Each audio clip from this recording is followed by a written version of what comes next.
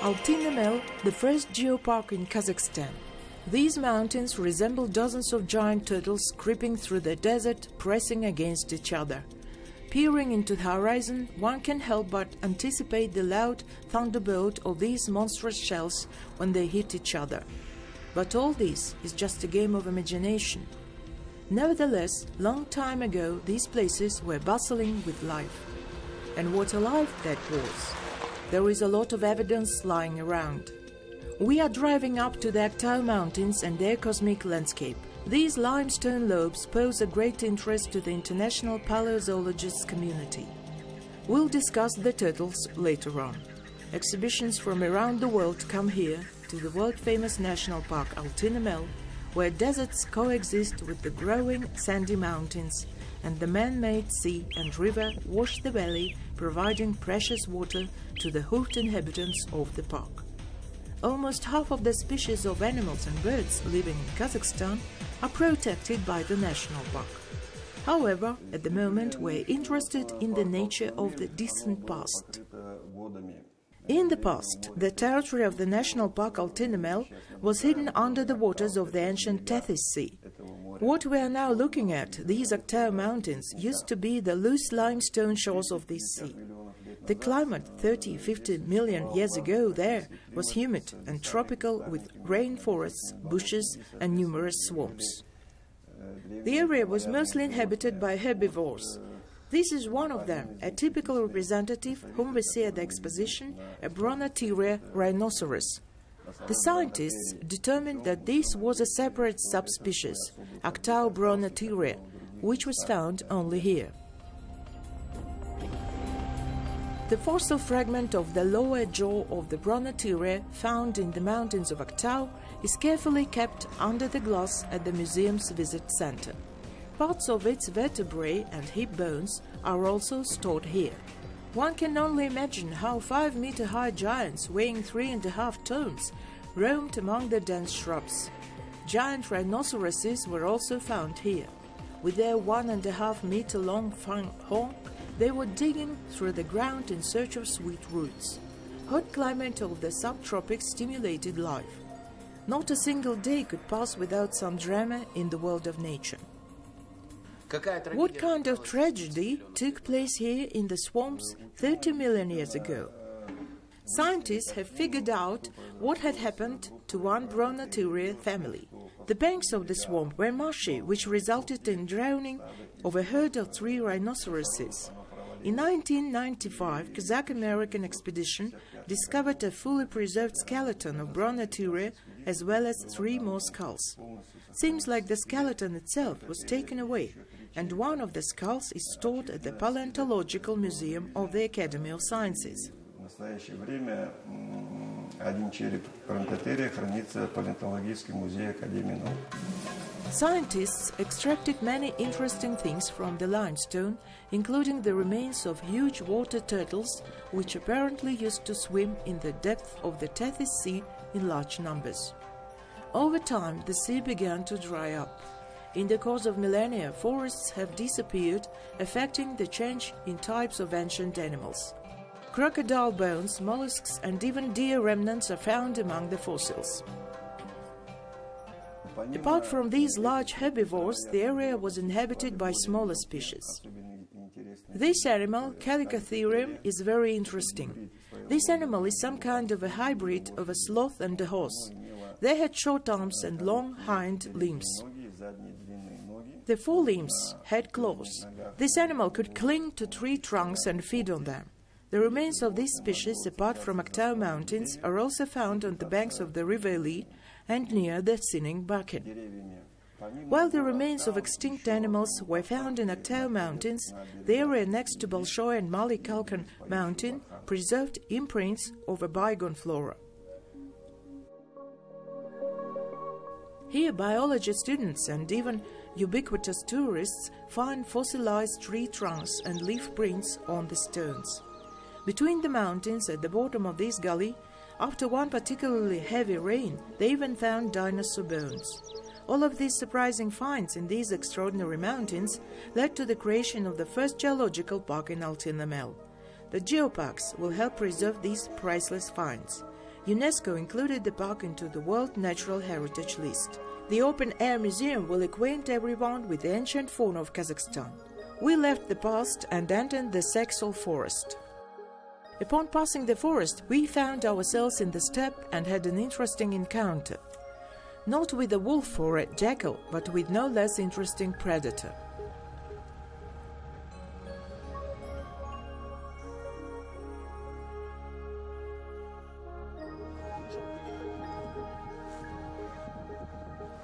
It's a wild cat.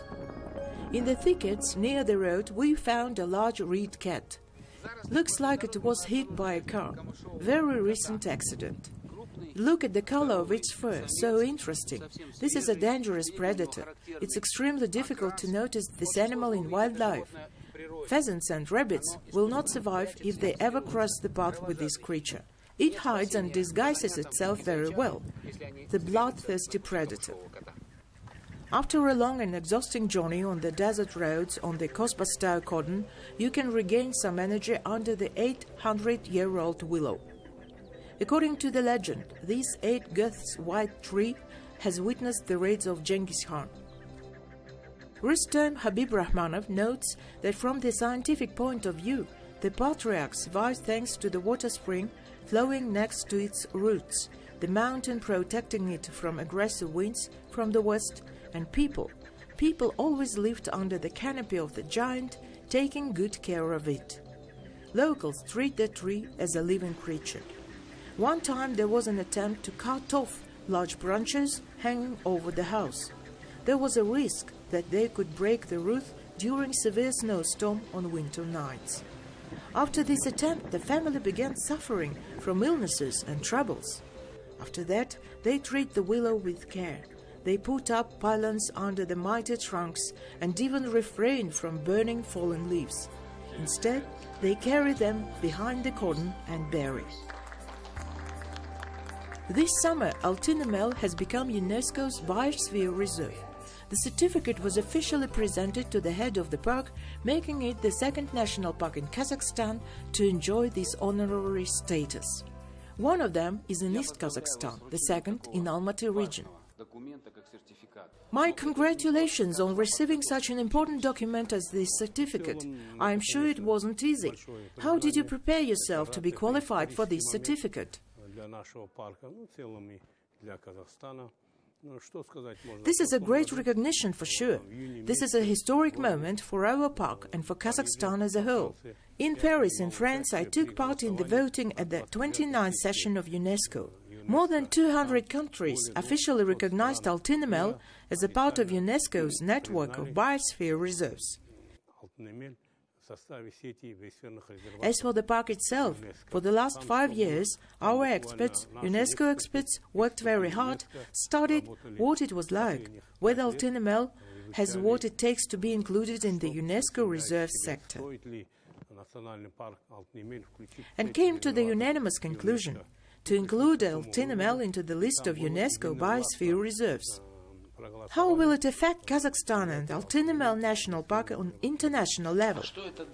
Well, I believe that today we have got an increase in tourist flow compared to the past. Our visitors are mainly foreigners. Local people say that Altyn Emel is ours, but at the same time don't know anything about it.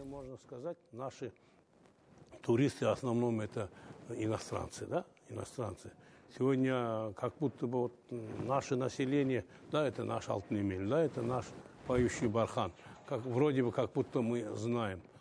In Altyn Emel, nature is in its original form as God intended. It's Beshatur mound of the 3rd-5th centuries BC. It's our singing Bakin, the most important for us. It's all the paths through which Genghis Khan was passing. We've got many things connected with the name of the great conqueror. In addition, there is a great interest in living creatures. We have about 4,000 kulans listed in International Red List of Endangered Species, about 5,000 heads of goited gazelle, jayran, mountain goats, argali, 168 species of birds, numerous plants, some already studied and some to be discovered and learned about. All this contributes to the status of UNESCO's International Biosphere Reserve. Статус краснокнижного международного. Жайраны около 5000, горных козлов, архаров, бесчисленное количество у нас других, 168 видов птиц, очень множество растений, которые надо бы, и изученных, и которые надо изучать. Все это способствует статусу Международного биосферного резервата ЮНЕСКО.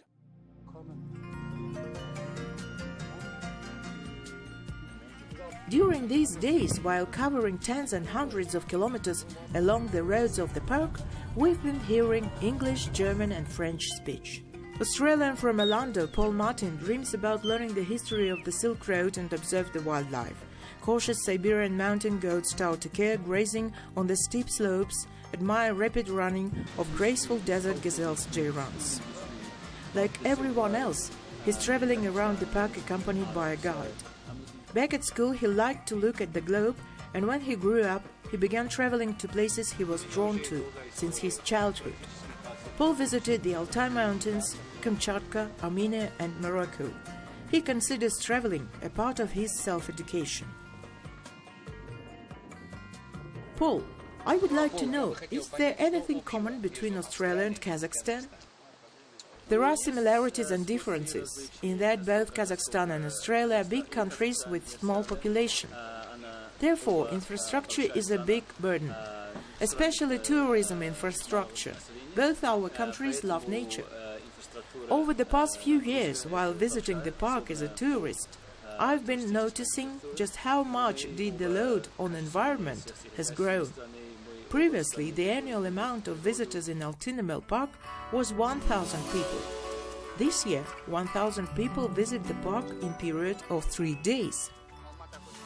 Touristic infrastructure is developing. There are guest houses, observation platforms installed in significant places, for example, next to the scenic Bakken.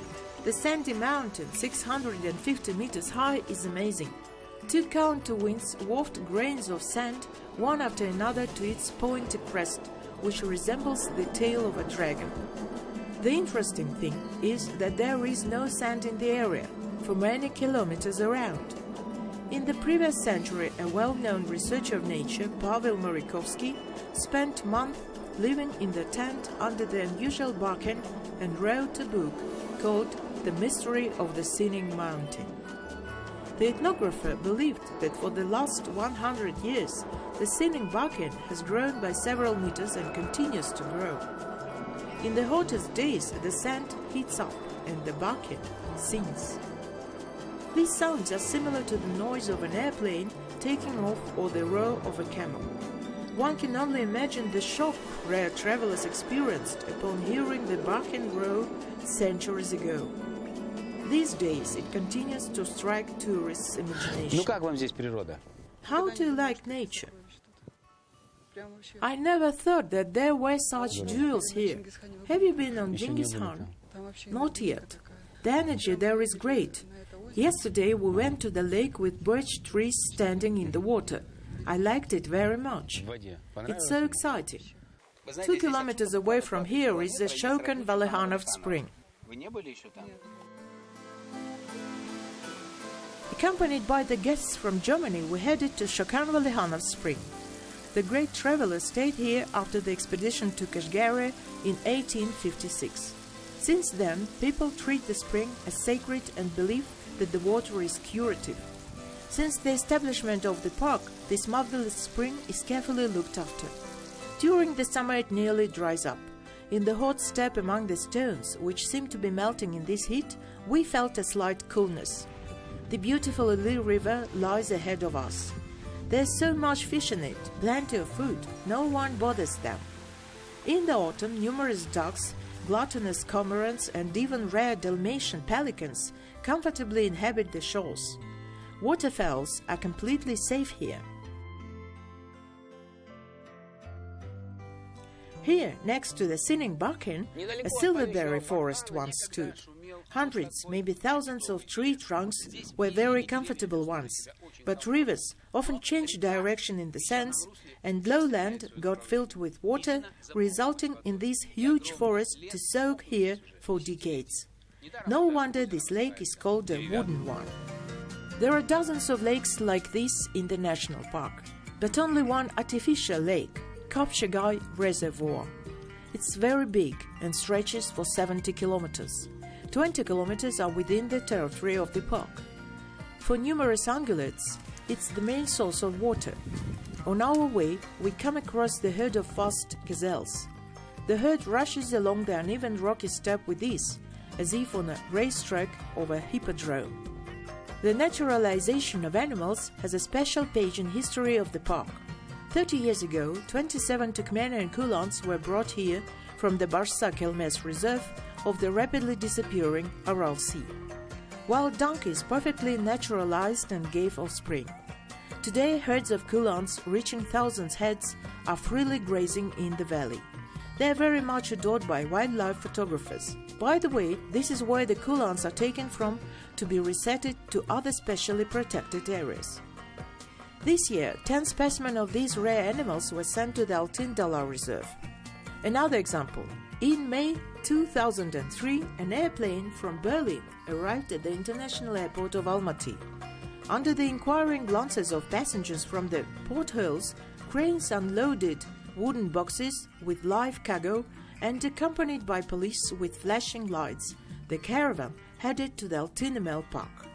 I was part of this trip and remember all the details. 8 Przewalski's horses, the so-called A-line, meaning purebreds, were released in the national park into a huge aviary specially prepared by German and Kazakh zoologists with a forest and a water spring. These horses haven't survived in the wild. It was a bold experiment to release the animals held in captivity in zoos into their original habitat. 15 years have passed since that day. Horses settled in their ancient homeland. There are some issues, but they managed to reproduce. This is the typical coat color of Przewalski's horse, with a hint of red. Interesting mane they have.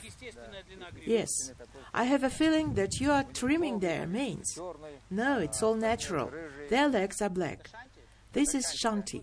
How old is it? 16 years old.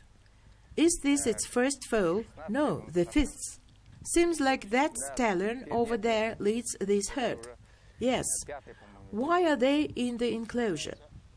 We are afraid of wolves. They will stay here for 15 to 20 days, then we'll release them back.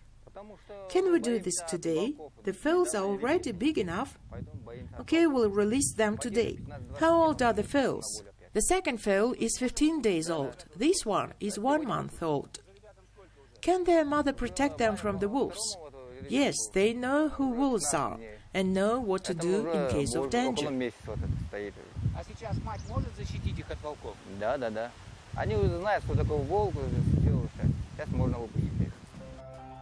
This is a litter of a herd, a stallion named Holland. This year, mares gave birth to 2 foals. Specialists of the park made the decision to keep animals inside their fenced area after birth. The head of the family remained outside. His behavior is very confident. Rangers say he is protecting his family. It can kick and bite, and in general is much more aggressive than a domestic horse. Were there any cases when they were attacked? Yes, last year there were cases wolves attacked the foal and the stallion protected them. Interestingly, every horse has its own character. Fortune teller, for example, still doesn't let people come close, and its foal is rather wild. Even treats don't do the trick. The daily diet of these animals include alfalfa hay and grains.